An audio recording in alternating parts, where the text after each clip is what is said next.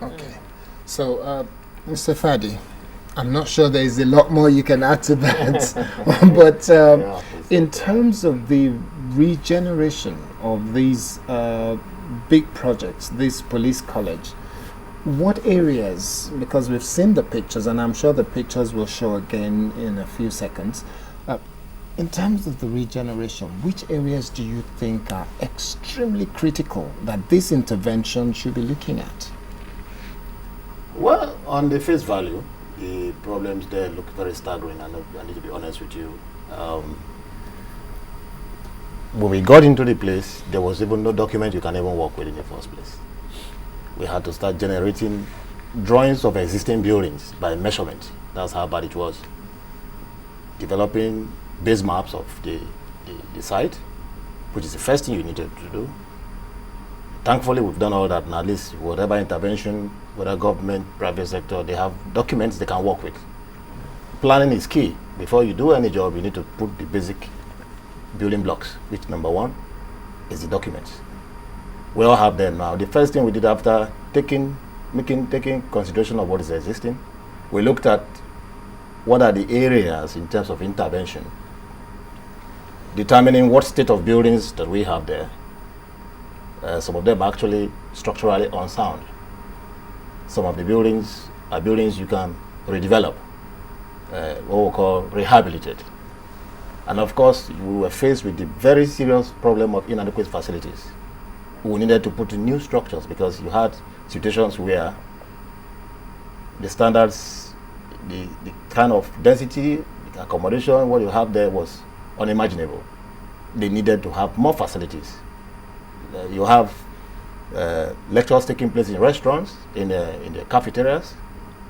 You have the hostels, over 100 cadets in a small cubicle of space. So obviously, you have three options of intervention. One was determine those buildings that you needed actually that were structural unsound. In fact, we had a very pathetic case where you had a support.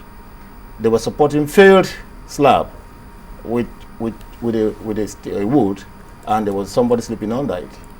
So those were the. So if you look at it, it looks staggering. But what we decided to do basically was look at the learning facilities, which is key, because you cannot learn in an environment like that. You need the right environment for a standard practice. Then, of course, the accommodation, which of course is your welfare. Then the third aspect we felt was very key was other facilities, infrastructure, because the place was completely downgraded. You had drainage problems. As a matter of fact, there was a hostel that the entire ground floor was abandoned because of flooding. So once you dealt with that flooding aspect, automatically you have accommodation available. So those were the critical areas. Then in the learning aspect, of course, you needed to also face it because you have to look at what is available in terms of funds. The learning aspect, the learning facility, the most important we felt was key was the auditorium, a place where they can take their lectures with all the basic facilities and all that. So that's the first point of intervention as far as the learning is concerned. Then the hostels, we looked at it. You needed to put up a structure that can take in people, that will enable you probably renovate those ones that can be renovated. Then fundamentally, you also need to do the infrastructure. The water does not exist practically there. There's no water apart from wells where they're taking the water from, which of course is a health hazard. So those are the immediate things you needed to do. That's what we're doing now. Okay. Now, Mr. Longa, you were appealing to corporate Nigeria to join hands with contemporary group and channels to get this work done. What kind of support are you expecting from corporate Nigeria? Well, I wouldn't want to take Channel's mandate. At the end of the day, Channel's is one that is leading the approach to corporate Nigeria. But let me even start by saying that we should think of it as enlightened self-interest. You use the word CSR, which is corporate social responsibility, and nearly every corporate body has some budget for that. But now I'm talking about enlightened self-interest. At the end of the day, our policemen will only be as good as the infrastructure that is around them. And so when we appeal to corporate bodies, we're saying, and there are different things that they can bring to the table. There are those that will bring their competences, technology. There are those that will bring finance. There are those that will bring managerial expertise. At the end of the day, we're asking corporate bodies to ask themselves a simple question: how can we make a difference. And like I said, Contemporary was not brought in to handle that aspect of the business. Ours was the technical side. Channels is more than able to handle that. But I would say to corporate Nigeria, whatever it is that you have that you can bring to the table, at some point in time in this project, there'll be a project office where you'll be able to interface with those that are on ground. And then, of course, when you tell us what your competencies are, we'll find a way for you to have some part to play in rehabilitating the police college. Okay, so Senator, in terms of when we look at where we are at now, if Nigerians, corporate leaders, captains of industry, if they come together and say we're going to work on this, what chances are there that this place will be sustained over the next 10, 20, 30 years? Thank you very much. You see, I have said it before, that with the current leadership of the Nigerian police, I'm very, very sure, under the leadership of MD Abubakar, the Inspector General of Police, I'm very, very sure that anything that is put in place now, in any place, not only in the police college, Ikeja, will be sustained based on the fact that we've discovered that he's ready to work. We oversight them. I've interacted with him, I've seen what he's doing, and he's ready to work. And since he's ready to work, that is why I thanked him, my young man, that is what is expected from corporate bodies, at least to join hands with the Nigerian government to make sure that the police is funded very well. Because if you look at the Nigerian police today, we have over 314,000 police officers nationwide. And I don't think there is any community that you visit in this country without police. It's the largest security organization we have in this country. And if everybody join hands together to put structures on ground, I don't think they will mess it up. More especially when the National Assembly, who appropriate for them, is ready to make sure that they do that correctly, especially in terms of utilization of fund. There's no any type of fund corporate bodies will bring that we will not monitor to make sure that it's well utilized. Okay, you're a senator. As we wrap up now, what will be your message to corporate Nigeria as a politician, as a leader, and as a senator? What would be your message? Thank you very much. I will talk more as a Nigerian than a politician because it is better. It is better for us to tell ourselves the truth. Yeah. All over the world, I don't think police is only being taken care of by the government only.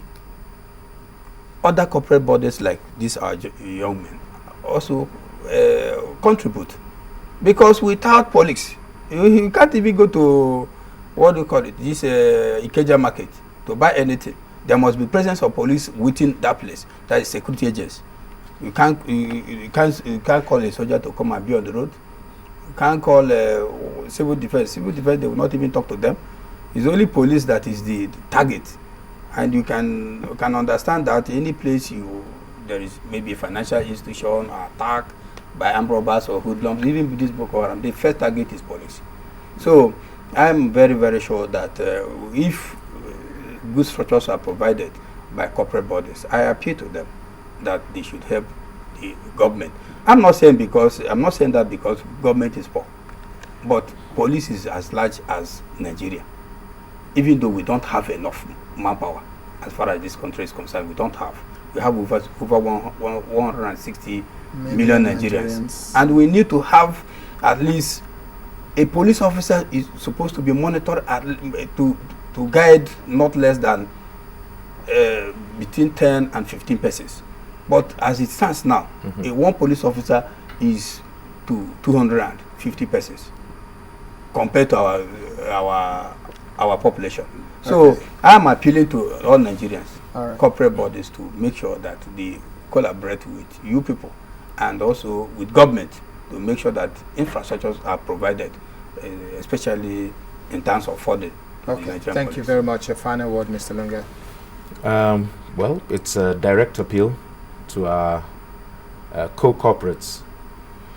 Once more, Nigeria needs you, but more specifically, the Nigerian police needs you. You've seen those pictures. Most of you have been moved. There have been a great many responses. Now what we're asking for is not just care, but what you call constructive care.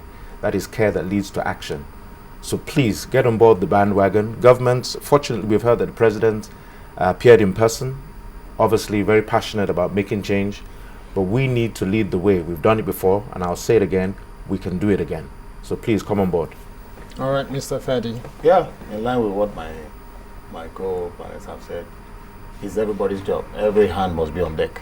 I want to appeal to the stakeholders. Of course, the partnership that has started evolving, the president was there, like you said, which is very interesting. I can see clearly a partnership between government, the private sector, and of course, the other organization, the police, Nigerian police. Commend them for what they've done so far, the courage to bring this to public limelight, and of course, finally, it's everybody's job.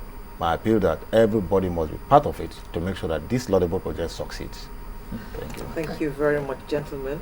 We have been talking to Senator Paulinus Nwagu, who's chairman, Senate Committee on Police Affairs, Mr. Tokunbo Lunge, Executive Director, Contemporary Group, as well as Mr. Kester Ifeadi, who's Managing Director, CEO over at Contemporary Group. Thank you all, gentlemen, for coming. Well, sunrise is almost, yes, we're going to come back and go into the home stretch. And it is something that Nigeria is passionate about. We're going to be talking football and our chances at AFCON. See you in just a moment.